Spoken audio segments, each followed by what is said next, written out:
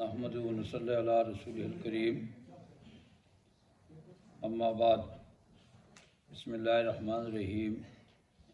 والمسلمون لا بد لهم من امام، جیسا کہ جمعہ کے دن یہ اسلام کے جو بنیادی عقائد ہیں ان سے متعلق بات ہوتی تھی، امام صاحب فرماتے ہیں کہ مسلمانوں کے لیے لازمی ہے ایک امام کا مقرر کرنا، یعنی مسلمانوں پر یہ بات لازم ہے کہ وہ اپنے لیے ایک امام، خلیفہ مقرر کریں۔ اب یہ خلیفہ جو ہے مقرر کرنا، یہ سب کے نزدیک کیا ہے، جتنے بھی مسلمان ہیں، چاہے وہ سنی ہیں، شیعہ ہیں، جو بھی ہیں، سب کے نزدیک خلیفہ مقرر کرنا کیا ہے، واجب ہے، ضروری ہے۔ اب اس میں اہل سنت والجماعت جو ہے وہ یہ کہتے ہیں خلیفہ جو مقرر کرنا ہے وہ امت کا کام ہے، امت خود اپنے لیے خلیفہ مقرر کرے گی۔ اور شیعہ کہتے ہیں کہ امام جو ہے، خلیفہ، وہ جو ہے اللہ تعالیٰ کی طرف سے مقرر کرتا ہے، وہ اللہ کی طرف سے مقرر کرتا ہوگا۔ اور اہل سنت والجماعت، اس کے علاوہ اور جو فرقے ہیں جیسے پہلے زمانے میں معتزلہ وغیرہ، یہ لوگ وہ سب کہتے ہیں کہ یہ کیا ہے، امت کا کام ہے کہ امام مقرر کرے۔ اب اہل سنت والجماعت کے نزدیک امام خلیفہ کا تقرر جو ہے وہ کیا ہے، شرعی طور پر کیا ہے، واجب ہے، شرعی طور پر واجب ہے، اس لیے کہ آپ صلی اللہ علیہ وسلم نے فرمایا کہ من ماتا، کہ جو آدمی مر گیا اس حالت میں کہ وہ اپنے دور کا جو امام تھا اس کو نہیں پہچانتا تو وہ جاہلیت کی موت پر مرا۔ اور اسی طرح جیسے آپ صلی اللہ علیہ وسلم اس دنیا سے جب پردہ فرما گئے تو آپ صلی اللہ علیہ وسلم کی ابھی تک تدفین نہیں ہوئی تھی، آپ کو دفن نہیں کیا گیا تھا۔ اس سے پہلے ہی سقیفہ بنی سعدہ میں آزاد صحابہ کرام جمع ہوئے اور وہاں پر سب سے پہلے کیا کام کیا، تدفین سے بھی پہلے کیا کام کیا، امام مقرر کیا کہ اپنا خلیفہ بنایا کہ بھئی یہ آدمی کام سنبھالے گا۔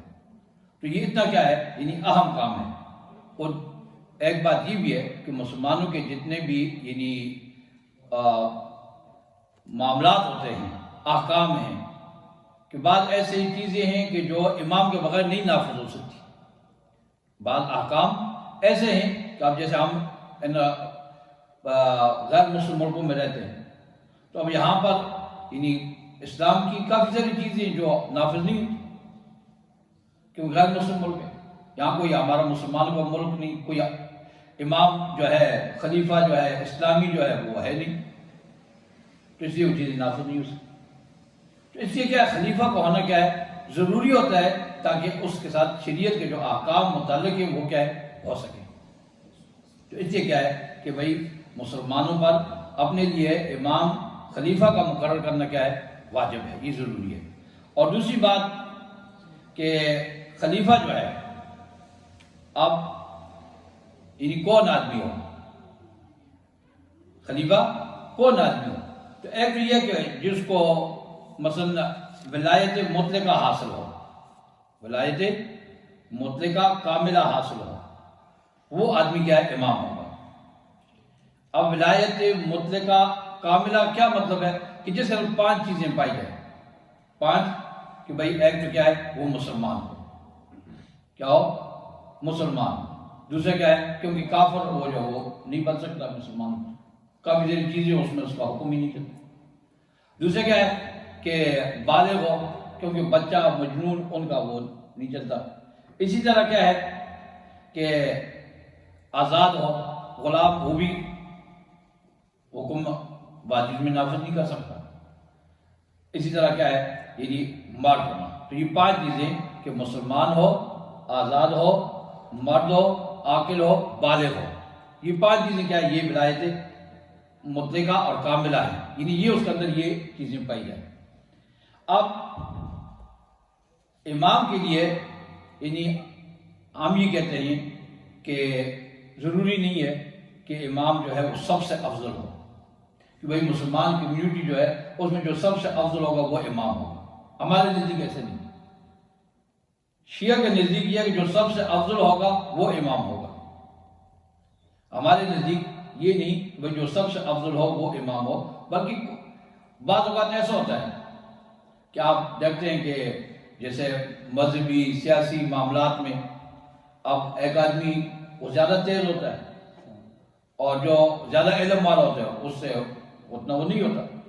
تو اس لیے کیا ہے کہ بھئی جیسے ہم کہتے ہیں کہ حضرت عمر فاروق رضی اللہ تعالیٰ عنہ انہوں نے 6 آدمیوں کی شورا بنا دی.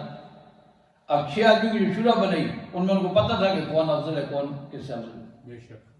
لیکن انہیں کیا کہا 6 آدمی کہا کہ یہ جو فیصلہ کریں. تو اس لیے کیا ہے کہ ہمارے نزدیک امام کے لیے سب سے افضل ہونا یہ شرط بھی نہیں ہے. اور یعنی امام کیسا ہونا چاہیے کہ اس کی بھائی ایسی شان اور شوکت ہو، طاقت ہو، اور اس کو تمام چیزوں پر ایسی دسترس حاصل ہو کہ جو وہ ان کام مسلمانوں کے کام کر سکے. یعنی وہ مذہبی، سیاسی، تمام علمی، عملی کمالات میں وہ جناب نبی کریم صلی اللہ علیہ وسلم کا خلیفہ اور جانشین بن سکے. یعنی ایسی چیزیں اس کے اندر سب چیزیں پائی جائیں. اب ایک دوسری بات وہ یہ ہے کہ بھائی ہمارے نزدیک جو ہے کہ جیسے حضرت ابوبکر صدیق رضی اللہ عنہ تشریف لائے، سقیفہ بنی سعدہ میں انصار جمع تھے اور خلیفہ کے بارے میں فیصلہ ہو رہا تھا کہ بھئی کون خلیفہ ہو. تو وہاں انصار کے بعد لوگ انہوں نے کہا کہ انصار میں سے خلیفہ ہوگا. پھر کسی نے کہا بھئی ایک انصار میں سے ہو، ایک مہاجرین میں سے ہو. تو حضرت ابوبکر صدیق حضرت عمر فاروق رضی اللہ عنہ پہنچ گئے وہاں پر. حضرت ابوبکر صدیق رضی اللہ عنہ نے وہاں پر کیا کی حدیث پیش کی کہ الائمۃ من قریش، الائمۃ من قریش، کہ امام جو ہوگا وہ قریش میں سے ہوگا. آپ سے فرمایا کہ امام جو ہوگا کیا ہوگا؟ قریش میں سے ہوگا. اب یہ حدیث خبر روایت ہے، لیکن وہاں پر جتنے بھی موجود تھے صحابہ کرام سب نے کیا کر دیا، اس کو قبول کر دیا کہ بھئی ائمہ امام جو ہوگا کیا ہوگا؟ قریش میں سے.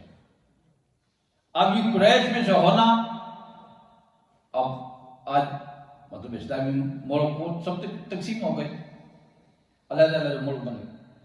تو ہر جگہ قریش میں سے ہونا تو بہت مشکل.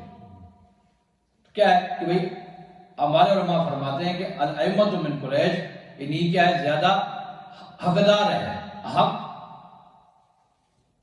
یہ نہیں کہ بالکل مستحق ہی وہی ہوگا اور کوئی نہیں بدل ہوگا، بلکہ کیا ہے کہ زیادہ حقدار ہے. جیسے کہ ہم نماز پڑھتے ہیں، اب نماز میں ہمارے پاس کوئی بڑا بزرگ عالم آ جاتا ہے، واقعات ایسے بھی ہوتے ہیں جیسے حرمین کے کوئی امام آ جاتے ہیں تو ہم انہیں کہتے ہیں کہ آپ نماز پڑھائیں، حالانکہ وہ مسافر اور 2 رکعت پڑھتے ہیں، لیکن وہ زیادہ حقدار ہوتے ہیں، زیادہ حق رکھتے ہیں کہ بھئی ہم سب کا شوق ہوتا ہے کہ ہم ان کے پیچھے نماز پڑھ لیں.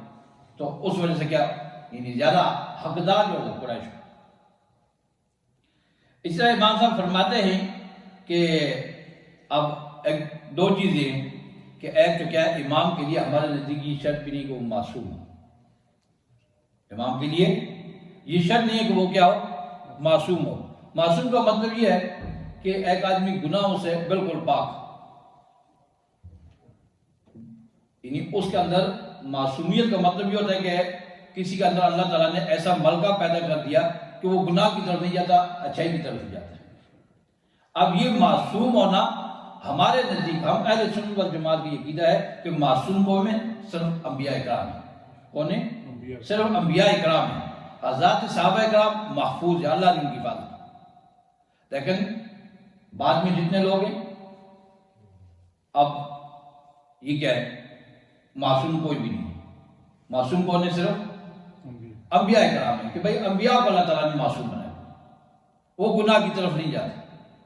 جیسے آپ سنتے رہتے ہیں جناب نبی کریم صلی اللہ علیہ وسلم بچپن میں ایک مرتبہ ان کا دل نکال کر دھو دیا گیا زمزم کے پانی سے.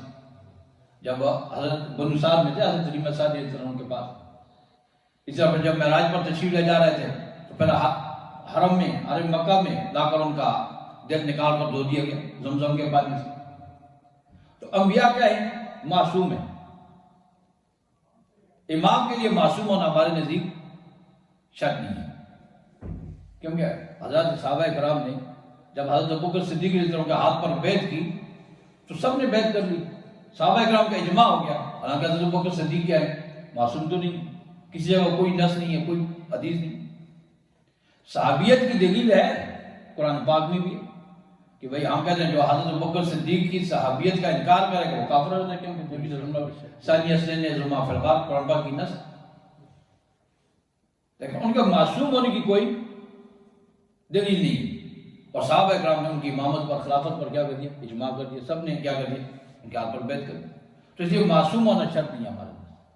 اس طرح امام جو ہے ہم کہتے ہیں امام کیا ہوگا، ظاہر ہوگا، امام کیا ہوگا، ظاہر ہوگا، موجود ہو لوگوں کے اندر کہ بھائی جو ہمارا خلیفہ ہے، امام ہے، وہ سب موجود ہو، لوگوں کے کام کرے، لوگوں کے مشکلات کو حل کرے، اسلامی جو احکام ہیں ان کو نافذ کرے۔